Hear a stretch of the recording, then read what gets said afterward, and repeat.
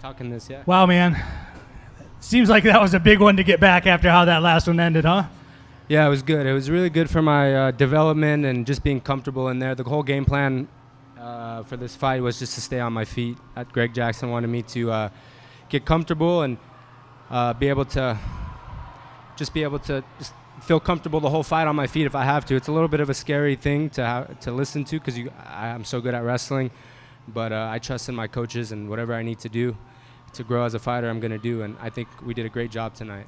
Have you known for weeks, maybe months now, that you didn't have anything to worry about in terms of the shoulder, or is there still that thought in the back of your mind, like, oh my God, what if that happens again? Nah, that thought is out of my head. I had surgery. The doctor said that I have 8 brackets in my shoulder, and if you have that hesitation going into a fight, you probably shouldn't be fighting, because that's a scary thing. I would never want that to be in the back of my head. So no, I don't think of it. That has to be a good feeling too when you're going into a fight, knowing how that ended and knowing I'm not even worried about this. Absolutely, especially how I throw with a lot of power, and I can't have that hesitation. One thing Coach Gibson always tells me is when he calls for a combination is don't have no hesitation, throw it, and don't think about it. And sure. No hesitation. We always say that in practice. So I can't, especially in a fight, you can't have any hesitation. So all good. I'm all fixed up. You were a huge betting favorite tonight. I know you guys always say you never look at that kind of stuff, but that also can put a little bit of pressure on you, on anybody when you're a huge favorite to get caught and have something go wrong. So talk to me, I guess, about how the fight played out, and did he have anything in there that you weren't expecting? Because it seemed like it was pretty smooth for you from Jump Street. Yeah, a lot of people don't realize is that it's so scary taking a fight on a week's notice, because he has nothing to lose. Like I said, he can go in there and just wing punches and one lands and something happens, and everything that I worked for all my life, I got to start from the bottom again. And this guy was no slouch, coming from a great team, Sarah Longo. One thing about me is I don't take anything for granted. I've been humbled in this sport, and as soon as we found out who we were fighting, my coaches and I went to work, and we knew he was tough. The first words that Ali told me is, this guy is very, very tough. Mm-hmm. He's durable when he sent over the opponent. So I knew he was going to be able to take some shots.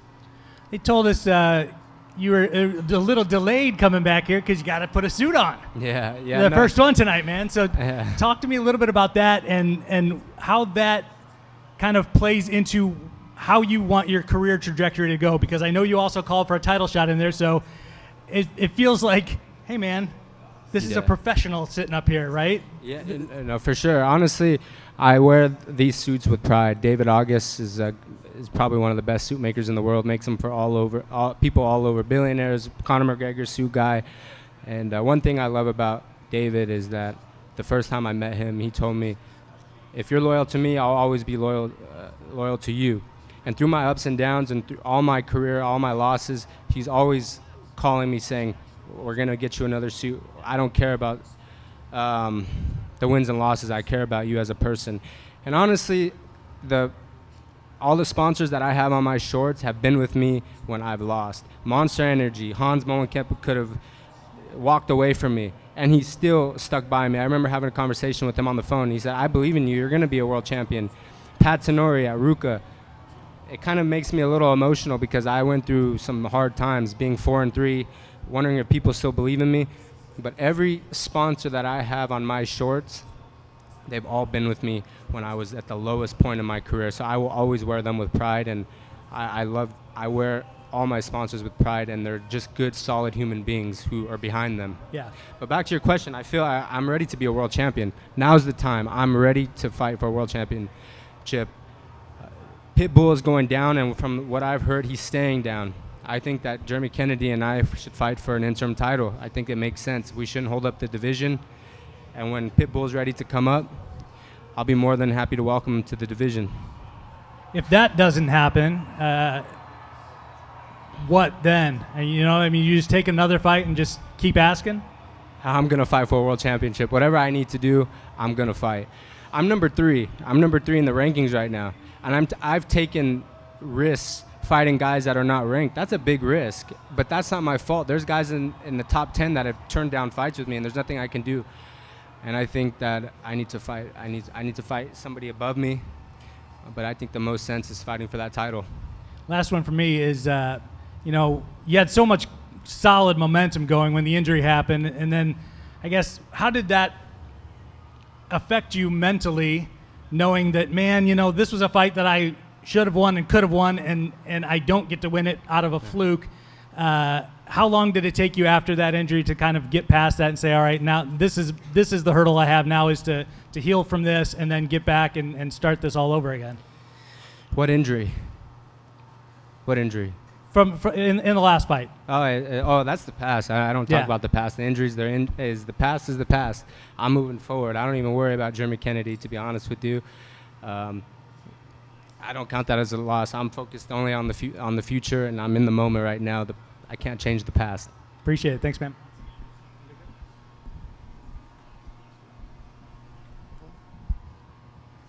Hey, Jeremy. Excuse me. I'm sorry. Hey, it's all good. Hey, Aaron. K. Williams for Can Chronicles Media. Congratulations on a win tonight, man. In round one, you really set the tempo. You came out, you were able to execute, kind of pick your spots around the cage. But we also know that styles makes fights. Was tonight's style of fight what you envisioned? 100%. I knew this guy was going to be so tough. I knew he was going to just look for big, hard shots. But I had to be very disciplined. And this fight is exactly how I imagined it, to be honest with you. I knew it was going to be very difficult to take him out. So I didn't want to put too much emotional value on those hard body shots or trying to hurt him, because I knew that he was going to be able to endure it. And I had a feeling that it was going to go 3 rounds. Like I said, I can't put too much emotional value on things that I can't control. If guys are tough, if we need to go 3 rounds, then we go 3 rounds. Was there anything about Gonzalez tonight that actually surprised you during the match? No. I just knew he was going to be durable. And just his long punch, it's a lot of people don't realize when guys just wait to counter, it's very scary for an offensive fighter, because they don't really have anything to lose. They're just looking for a counter. But I gotta work on some entries and get back with the coaches and fix some things up. And coming back off of an injury, was there any questions to yourself about stamina and how long you would actually be able to last out there? No, I never get tired out there, ever. Like I said, I work with the best strength and conditioning coach in the world, Sam Calavita. Him and his wife, Monica Calavita, are some of the best humans on earth. They help me do the whole meal prep. I'm constantly in contact with her. She tells me what to eat, and coach is in charge of everything and overseeing. And one thing about training lab guys is we never get tired, ever. So I'm confident in that.